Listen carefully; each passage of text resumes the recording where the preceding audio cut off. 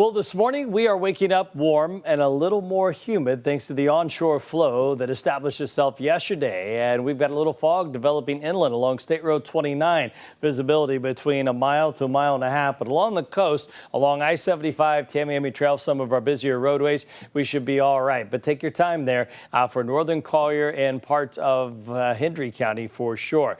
Radar is not an issue. All the wet stuff is over towards the other coast and out over the warmer waters of the Gulf Stream just off of A1A and I-95. So no rain right now, and our rain chances actually are going to creep down a little bit today. We're looking at very isolated stuff. Nothing through lunchtime, but by 1, 2 o'clock, we'll start to see a couple of isolated showers, and most of that will start to head out near the lake later on today. So much like what we saw yesterday, we will see a little drier conditions as we head towards next week, and it's all related to the tropics. I do want to get you out the door, though. Mid to upper 70s right now, on our way up to the low 90s, but the rain chances 30 to 40% through Sunday, and then dry air arrives, and it's all due to what's going on in the tropics. And you can see how dry at least the first part of your weekend is, with just a couple of isolated showers and storms once again inland.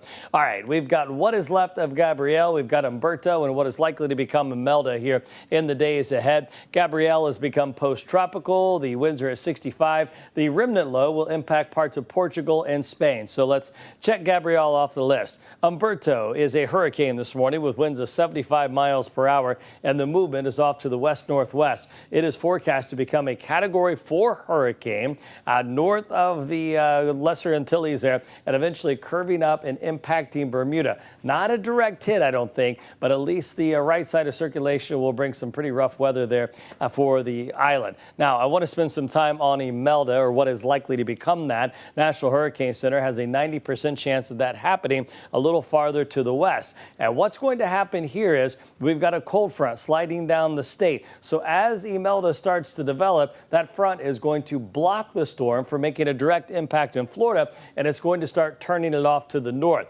And what that's going to do for the southwest Florida side of the coast for us is as Imelda starts to develop here over the Bahamas, dry air is going to be pulled around that. So while the east coast could pick up a couple of rain bands, we're going to be dry, and that's going to bring our rain chances down to 20% as we go partly cloudy several days next week as we get a close call to the state, but no direct impacts, especially here for us.